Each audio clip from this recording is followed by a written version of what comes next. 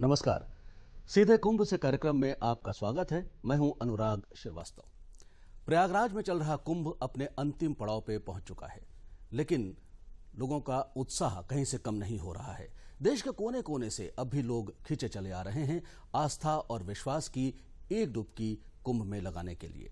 जैसा कि आप लोग जानते हैं, पिछले महीने की 15 तारीख से ये कुंभ आरंभ हुआ था और अगले महीने की 4 तारीख यानी कि महाशिवरात्रि तक ये कुंभ चलेगा। करोड़ों लोग अभी तक कुंभ में स्नान कर चुके हैं। बचे हुए दिनों में भी लाखों और करोड़ों लोगों के स्नान करने की उम्मीद है। कुंभ दुनिया का सबसे बड़ा धार्मिक आयोजन है, ये तो आप लोग जानते ही हैं। इसीलिए अंतर्राष्ट्रीय संस्था यूनेस्को ने भी कुंभ को मान्यता दी है। आज कुंभ में क्या कुछ हुआ, यही सब कुछ दिखाने के लिए एक बार फिर हम आपके पास हाजिर हुए हैं और स्टूडियो में आज हमारे साथ मौजूद हैं वरिष्ठ पत्रकार नवीन जोशी जी। नवीन जी, आपका बहुत बहुत स्वागत है, आपने समय निकाला हमारे स्टूडियो में आए। नवीन जी, कुंभ का आज 43वां दिन है। पिछले महीने की 15 तारीख से कुंभ आरंभ हुआ था। दिव्य और भव्य कुंभ इसको कहा जा रहा है। इसको आप एक पत्रकार की नजर से कैसे देखते हैं? देखिए, कुंभ हम पत्रकारों के लिए भी एक विशेष और अद्वितीय आयोजन है। सारे देश से, दुनिया भर से लोग इस कुंभ में आते हैं। परंपरागत रूप से इसे अर्ध कुंभ कहना चाहिए था, लेकिन ये वास्तव में हम इस सरकार बहुत भव्य रूप में इस कुंभ को मना रही है और इस कुंभ के बहाने भारतीय धर्म, अध्यात्म, दर्शन, संस्कृति का प्रचार पूरी दुनिया में किया जा रहा है। विदेशों से लोग बड़े पैमाने पर यहाँ आ रहे हैं। कुंभ अपने समापन की ओर है, महाशिवरात्रि का अंतिम स्नान होगा, लेकिन कुंभ का जो पर्व है वो इतना अद्वितीय है कि सिर्फ विशेष स्नान पर्वों पर ही नहीं, बल्कि किसी भी वक्त कुंभ में डुबकी लगाना मोक्ष प्रदान करता है, ऐसी मान्यता है भारतीय जनता की। देखिए, गंगा के तो दर्शन से ही मुक्ति हो जाती है, ऐसा माना जाता है। गंगा में डुबकी लगाना तो परम है और कुंभ के पूरे आयोजन के दौरान अगर डुबकी लगाई जाती है तो आदमी को बहुत ही शांति, आध्यात्मिक और लगता है कि उसका लोक परलोक सुधर गया है। इस आकांक्षा से लोग, देखिए, कुंभ के समापन की ओर होने के बावजूद बड़ी संख्या में लोग चले आ रहे हैं। भारत के कोने कोने से वहां पर चले आ रहे हैं। उनकी आकांक्षा है कि उन्हें इस जीवन से, इसके कष्टों से ही नहीं, इस लोक परलोक में भी गंगा मोक्ष प्रदान करे। जी नवीन जी, हम आपके पास फिर वापस आएंगे और अभी हम आपको ले चलते हैं कुंभ की कुछ झलकियां दिखाने के लिए। जी शुक्रिया। ऑडियो नहीं मिल रहा है आपको? प्रयागराज कुंभ अपने प्रमुख अंतिम स्नान शिवरात्रि के पर्व के लिए व्यापक तैयारी कर रहा है। पर्यटकों और श्रद्धालुओं का जमावड़ा कुंभ मेला क्षेत्र को लगातार चहल पहल से सराबोर किए हुए है। मेले में अस्थायी बाजार भी रौनक से भरे पूरे हैं और आस्था धर्म से जुड़े आश्रमों में साधु संतों के साथ सत्संग के कार्यक्रम जारी हैं। सांस्कृतिक कार्यक्रम, भजन और सामूहिक कीर्तन के आयोजन भी हो रहे हैं। गंगा, यमुना और अदृश्य सरस्वती के संगम में श्रद्धालु स्नान करने के साथ ही गंगा की स्वच्छता के लिए भी अपना योगदान दे रहे हैं। आम स्नानार्थी के साथ ही अनेक स्वयंसेवी संस्थाएं और सरकारी संस्थाएं भी इस नमामि गंगे अभियान में अपना योगदान देने के लिए आगे आए हैं। कुंभ नगरी में नमामि गंगे योजना के तहत केंद्रीय मत्स्य अनुसंधान संस्थान की ओर से भी उन्नत किस्म की मछलियों को गंगा में प्रवाहित किया जा रहा है। ये मछलियां गंदगी को खाकर गंगा के जल को निर्मल बनाए रखेंगी। राजीव चतुर्वेदी, दूरदर्शन समाचार।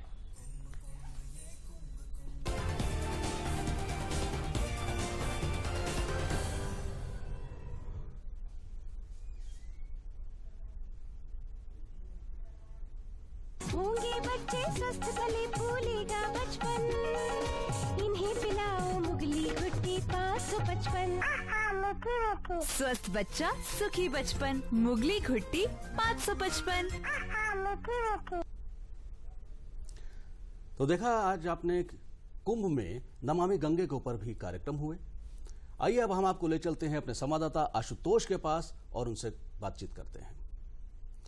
आशुतोष, बहुत बहुत स्वागत है आपका। आशुतोष, आज पूरा देश जिस तरीके से हमारी वायुसेना ने पुलवामा हमले का बदला लिया है, आज हमारी वायुसेना ने जिस तरीके से पुलवामा हमले का बदला लिया है, पीओके पर अटैक किया है, आतंकवादी कैंप्स को खत्म किया है, पूरे देश में आज हर भारतीय उसकी चर्चा कर रहा है। तो क्या कुंभ में भी उसके बारे में कुछ चर्चा हुई? देखिए अनुराग, बिल्कुल साफ तौर पर जब 14 फरवरी को पुलवामा में अपने सैनिकों पर हमला हुआ था, उसके बाद जो है पूरे कुंभ क्षेत्र में उस वक्त कुंभ पूरा जो है अपनी भव्यता पर था, अपनी दिव्यता पर था। उसके बाद पूरा कुंभ जो है शोक की लहर एक तरह से दौड़ गई थी। जिस तरीके से पूरे कुंभ मेला क्षेत्र में भजन चल रहे थे, वेद और ऋचाओं के मंत्र गूंज रहे थे, वो शोक में बदल गए। जो यहाँ पर ध्वनि विस्तारक यंत्र लगे हुए थे वो भी 2 दिन के लिए बंद कर दिए गए और जगह जगह पर आश्रमों में, अखाड़ों में श्रद्धांजलि दी गई और सरकार से यह भी मांग की गई कि इस तरह से जो आतंकी हमला हुआ है इसकी पुरजोर जो है इसको विरोध किया जाए और उन्हें दंडित किया जाए जिन लोगों ने इस तरह का काम किया है। आज जबकि भारतीय वायुसेना ने अपने झंडे फिर से गाड़े हैं और इसका बदला लिया है, तो उस बदले का भी पूरी तरीके से इस कुंभ क्षेत्र में असर दिखाई दिया। सवेरे से ही संगम तट पर यहाँ पर मैं मौजूद हूँ, लगातार यहाँ पर भारत माता की जय, सैनिकों की जय और इस तरह के नारे यहाँ पर गूंजते रहे। इस वक्त मैं अनुराग बता दूं कि थोड़ा संगम में मौसम भी बदला है, हल्की बारिश हो रही है, बूंदाबांदी है। बावजूद इसके कुछ महिलाएं यहाँ पर आकर के उन्होंने भारत के वीरों के लिए, भारतीय सेना के लिए यहाँ पर उनका यशगान किया है, भारत और वंदे मातरम के जयकारे लगाए हैं। क्या कुछ आपने यहाँ पर किया है आकर के शहीदों अपने वायुसेना के लिए, जिस तरह से आज की कार्रवाई हुई है? जी, ये जिस तरीके से 14 फरवरी को पाकिस्तान ने इस तरह का पुलवामा वाली घटना किया था, जिससे पूरा देश और पूरे भारत में एक तरह से आक्रोश का माहौल हो गया था। इवन अंतर्राष्ट्रीय रूप से भी इसमें आक्रोश का माहौल था और आज हम लोग जिस जवाबी कार्रवाई की अपेक्षा कर रहे थे भारत सरकार से, उसको जवाब देते हुए भारत सरकार ने आज पीओके के मुजफ्फराबाद, चकोटी और इसका बालाकोट में जिस तरह से जवाबी कार्रवाई किया है और मिराज 2000 से 12 ठिकानों पे और इनके 12 दिन बाद 12 ठिकानों पे इनके 12 हवाई विमानों के द्वारा इन पे हमला किया गया और इनके 12 ठिकानों को ध्वस्त किया गया है। इस जवाबी कार्रवाई से पूरे देश में एक खुशी का माहौल है कि भारत सरकार ने उनको एक सही जवाब दिया है। 345 पे, 348 पे, 358 पे इस तरह का जवाब देके उनको सचेत किया है कि हम भारतीय लोग, हम किसी से कम नहीं हैं और हम इस जवाबी कार्रवाई को इतना आपके घुस के हम आपको मारेंगे। बिल्कुल बिल्कुल अनुराग, कहीं कहीं हमारी सनातन परंपरा है और सनातन धर्म हमारा कहता है कि विश्व शांति रहे, विश्व बंधुत्व रहे। बावजूद इसके लेकिन इतनी भी शांति नहीं होनी चाहिए कि जिस तरह से हमारे ऊपर आतंकी हमले होते हैं, जिस तरह की पाकिस्तान लगातार कवायद करता है, उस कवायद को दूर करने के लिए हमें शक्ति का भी अगर प्रदर्शन करना पड़ता है तो उसको भी करने में संकोच नहीं होना चाहिए। क्या कहेंगे आप आज के हमले को? आज जो है जिस तरह हमारे माननीय प्रधानमंत्री मोदी जी ने अपने दुश्मन को मुंहतोड़ जवाब दिया है, अगर हम बहनों की जरूरत पड़ेगी तो हम मातृशक्ति एकत्रित होकर के उनके लिए तन मन धन देने को तैयार हैं और खून का बदला खून, यही हमारा उद्देश्य है। बस हम भारतीय सेना को पहले सैल्यूट करते हैं कि उन्होंने एक एक भारतीय का गर्व से सीना चौड़ा कर दिया है और हम लोग इसकी व्याख्या नहीं कर सकते जितना अद्भुत कार्य भारतीय सेना ने किया है कि सब नौजवानों के अंदर भारतीय सेना में भर्ती होने की एक ललक पैदा हो गई है। उनके लिए हम लोग बहुत गर्व महसूस कर रहे हैं अपनी भारतीय सेना पे। जो भारतीय सेना ने किया है अपने देश के लिए, बहुत ही धन्यवाद के पात्र हैं वो, और मैं उनको सलूट करती हूँ। बिल्कुल अनुराग, आप हमारे साथ देख सकते हैं कि क्या माहौल है इस वक्त कुंभ में और यही माहौल जो है कमोबेश सुबह से शाम तक आज जो है दिखाई दिया है। लोगों ने भारतीय शक्ति को, भारतीय वायुसेना को, सैनिकों को नमन किया है। जी अनुराग, भारत माता की जय, जय किसान, जय जवान, जी आशुतोष जी, बहुत बहुत धन्यवाद आपका। नवीन जी, आज जिस तरीके से हमारी वायुसेना ने पुलवामा हमले का बदला लिया और पाकिस्तान ऑक्युपाइड कश्मीर पे हमला करके वहां के आतंकवादी ठिकानों को नष्ट किया, कई आतंकवादी 200 से 300 आतंकवादी मारे गए, तो आप क्या समझते, क्या ये सही समय था अटैक करने का? हाँ, निश्चित रूप से। देखिए, बहुत दिनों से बर्दाश्त किया जा रहा था पाकिस्तान को अंतर्राष्ट्रीय दबावों के जरिए समझाने की कोशिश की जा रही थी, व्यक्तिगत स्तर पर समझाने की कोशिश की जा रही थी कि वो अपने यहाँ आतंकवादियों की पनाहगाहों को नष्ट करे, उन पर कार्रवाई करे, लेकिन पाकिस्तान सुन नहीं रहा था बहुत समय से। पुलवामा में जो कुछ हुआ, 40 के आसपास सीआरपीएफ के जवान हमारे शहीद हो गए, और जिस तरीके से हमला किया गया उसका जवाब अगर नहीं दिया जाता तो सारा देश जवाब मांग रहा था। मैं भारतीय वायुसेना के शौर्य की प्रशंसा करना चाहूँगा इस मौके पर। आप देखिए, हमारा जो कुंभ है ना, कुंभ भी एक तरह से कवि शंकराचार्य ने सेनाएं खड़ी की थी, वो कुंभ के दौरान अपना शौर्य का प्रदर्शन करती हैं। आज हमारी वायुसेना ने अपने शौर्य और पराक्रम से नागा साधुओं को भी इसीलिए तैयार किया जाता है, सेनाएं ही बनाई थी। तो ये बिल्कुल मुझे लगता है कि चलाने की भी ट्रेनिंग दी जाती है। कुंभ के इस मौके पर ये जो हमला किया है, आतंकवादी ठिकानों को नष्ट करने का ये जो बड़ा स्ट्राइक किया है, इसके लिए सेना और सरकार की सराहना करनी होगी। नवीन जी, एक बात ये बताइए कि जो अटैक किया है इसका अब आफ्टर इफेक्ट क्या होगा? पाकिस्तान रिटेलिएट करेगा या किस तरीके से जवाब देने की कोशिश करेगा? देखिए, ये एक स्वाभाविक सी बात है, जैसा पाकिस्तानी हुक्मरान कह रहे हैं कि हम रिटेलिएट करेंगे, लेकिन रिटेलिएट करने की उनकी बहुत स्थिति लगती नहीं है, इसीलिए वो इस हमले को अंडर प्ले कर रहे हैं। वो बता रहे हैं कि ऐसा कोई खास हमला नहीं किया है, भारत अपनी अंदरूनी राजनीति के कारण ऐसा हल्ला मचा रहा है, तो इससे लगता नहीं कि वो बहुत कुछ करने की स्थिति में है। दूसरी बात है कि पाकिस्तान की अपनी राजनीतिक और आर्थिक हालत बहुत अच्छी नहीं है, अंतर्राष्ट्रीय स्तर पर भी वो अलग थलग पड़ा हुआ है थोड़ा बहुत। वो कुछ न कुछ शरारतें जरूर करेगा, इस तरह की हरकतें करने की कोशिश करेगा, लेकिन मुझे नहीं लगता कि कोई बड़ा हमला या इस तरह की कोई चीज़ वो करेगा।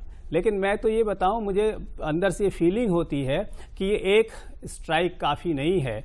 2-4 दिन में मुझे लगता है, मेरी अंतरात्मा में ऐसा आवाज़ आती है कि जैसे एक आध हमले भारत की ओर से अभी और होंगे उन ठिकानों पर, क्योंकि पाकिस्तान को इस मौके पर अब सही जवाब और करारा जवाब देना जरूरी है। आते रहते हैं, देश एक बहुत सालों से इसको झेलता चला आ रहा है, तो अब समय है कि कहीं ना कहीं इसको खत्म बिल्कुल किया बिल्कुल जाए। बिल्कुल। इसके लिए अगली कार्रवाई और क्या करनी चाहिए भारत को? क्या पीओके के ऊपर अपने अंडर में ले लेना चाहिए? नहीं, दरअसल आप देखिए ना, बहुत सी चीज़ें होती हैं। भारत एक शांति प्रिय देश है, हमने कभी भी आगे बढ़कर स्वयं हमले नहीं किए, न 65 में किए, न 71 में किए, न आज किए।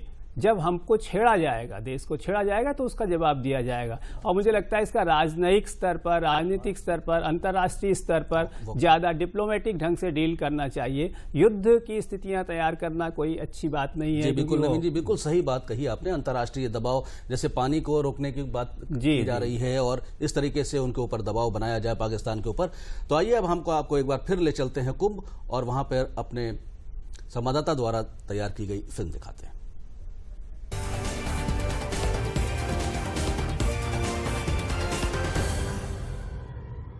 14 फरवरी को जब भव्य कुंभ अपनी पूरी दिव्यता पर था, पूरे कुंभ मेला परिसर में वैदिक ऋचाएं गूंज रही थी, संतों के प्रवचन हो रहे थे, हवन यज्ञ पूजन हो रहे थे, तब पुलवामा की आतंकी घटना ने पूरे मेला क्षेत्र को स्तब्ध कर दिया था। पूरे मेला क्षेत्र में जो वैदिक मंत्रोच्चार ध्वनियों विस्तारकों द्वारा हो रहे थे, उस पर रोक लग गई थी।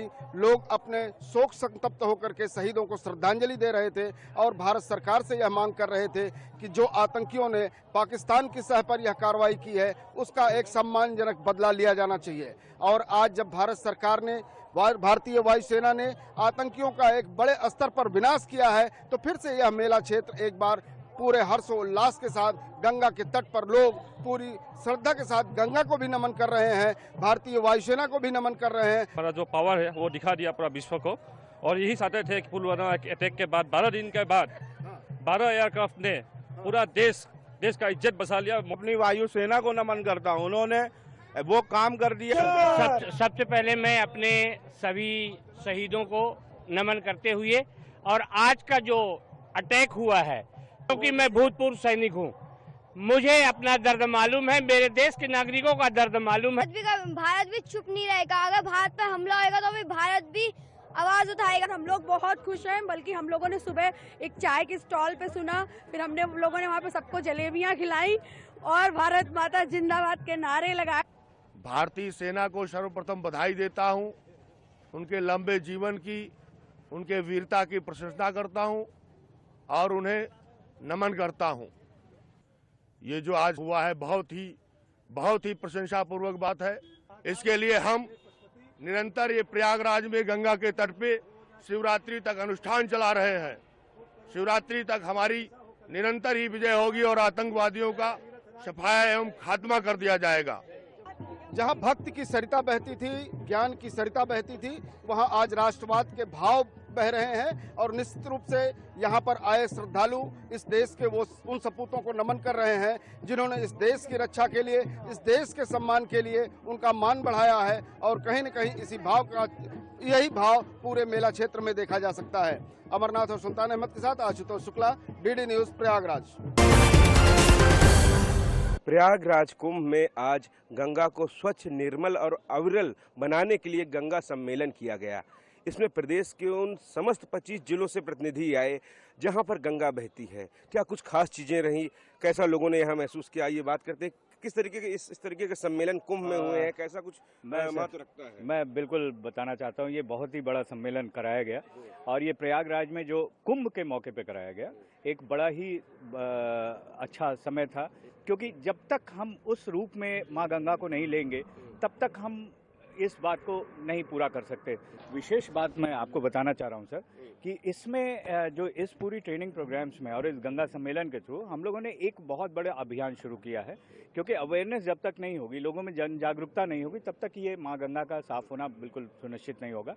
तो उसके लिए हम लोगों ने एक Ganga eco skill Ganga awareness group बनाया है और सारे लोगों को एक ग्रुप लीडर बनाकर हम लोग गांव-गांव में और स्कूलों के माध्यम से संस्कारी शिक्षा देकर या गंगा तट पर जाकर जगह जगह जा जाकर उन्हें उनका गंगा मित्र बना रहे हैं और गंगा मित्र बनने के साथ साथ उन्हें गंगा जल की कसम भी दिलवा रहे हैं कि ये कसम जरूर पूरी करनी है।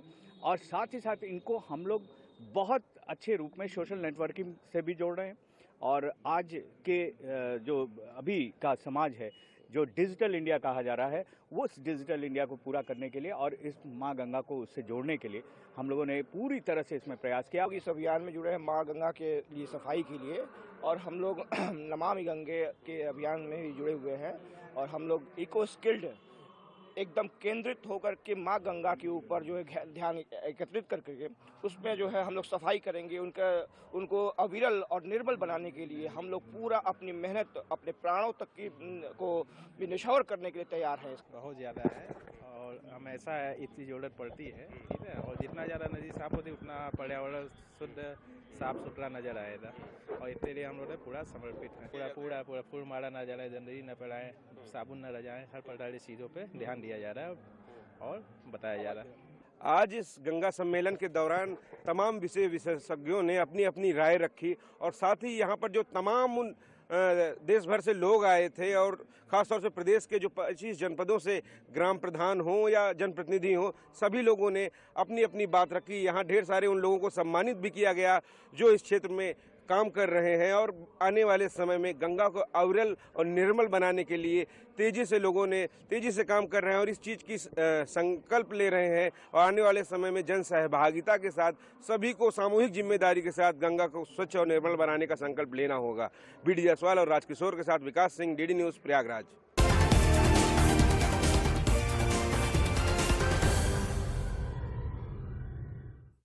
होंगे बच्चे स्वस्थ भले भूलेगा बचपन, इन्हें पिलाओ मुगली घुट्टी 555।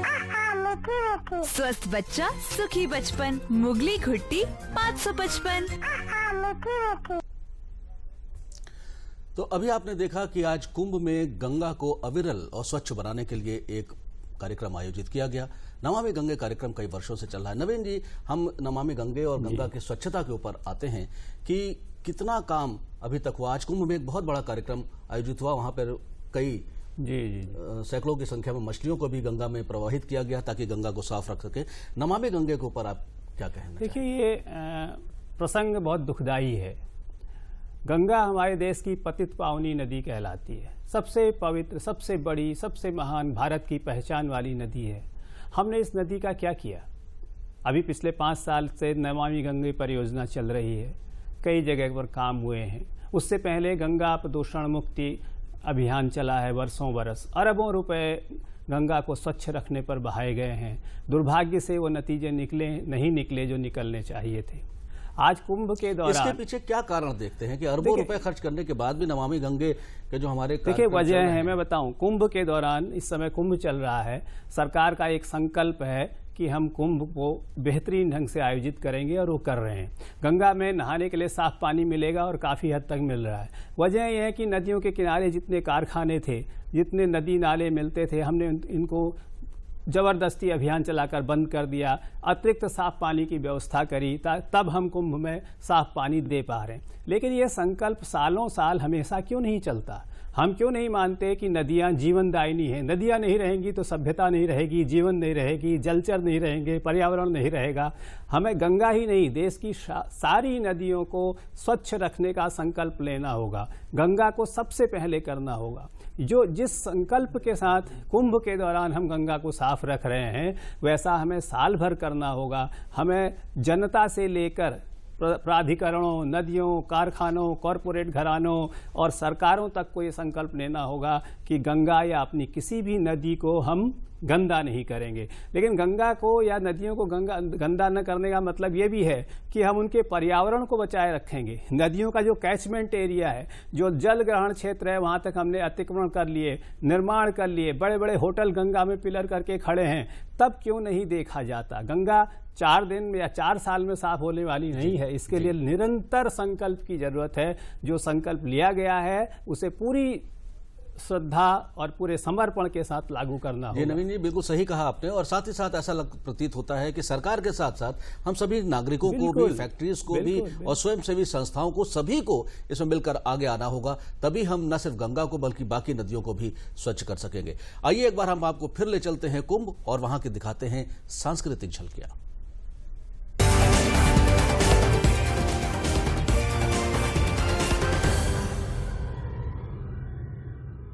नाचेंगे हम तो नटवर, नाचेंगे हम तो नटवर, जैसे भी तू न डाले रसराज ब्रिज बिहारी, गोविंद वंशी वाले सुन ले विनय हमारी, ब्रिज धाम में बुला ले रसराज ब्रिज बिहारी, गोविंद वंशी वाले रसराज ब्रिज बिहारी।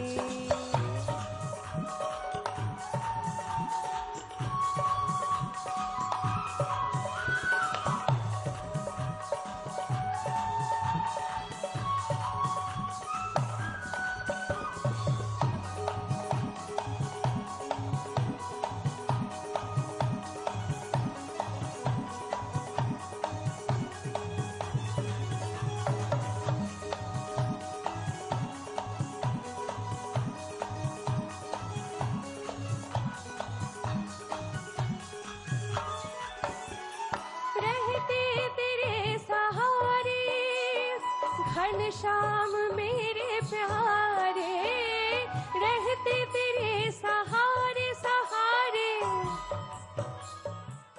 नयनं मधुरं हसितं मधुरं हृदयं मधुरं गमनं मधुरं मधुराधिपतेरखिलं मधुरम् अधर मधुर अधर पे मुरली मधुर मुरली की तान मधुर नयन मधुर नयन की दृष्टि मधुर दृष्टि के बाण मधुर सखी है ब्रजमोहन ब्रजभूषण ब्रजरंजन वृषभान मधुर अधर मधुर अधर पे मुरली मधुर मुरली की तान मधुर जडाडवेगलज्जल प्रवाह पावितस्थले गलेवलम्ब्य लम्बितां भुजङ्गतुङ्गमालिकाम् डमड्डमड्डमड्डमन्ननादवट्टमरवयं चकार चण्डताण्डवं तनोतु नः शिवा शिवम् ॐ नमः शिवाय नमः शिवाय नमः शिवाय तत्तत्तात्रकदन्दं चिचिकित चिचिकित चिचिकित थो थोडंग तकतुं दिगदिगदे दिगदा दिगदिगदे दिगदा दिगदिगदे दिगदा दिगदिगदे चिचिकित थो थोडंग तकतुं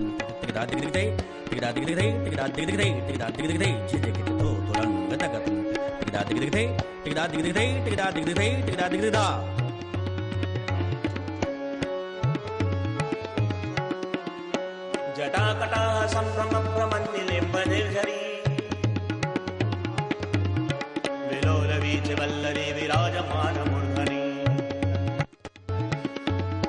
धगद्धगद्धगज्ज्वलल्ललाटपट्टपावक किशोरचन्द्रशेखरे गतिं प्रतिक्षणं मम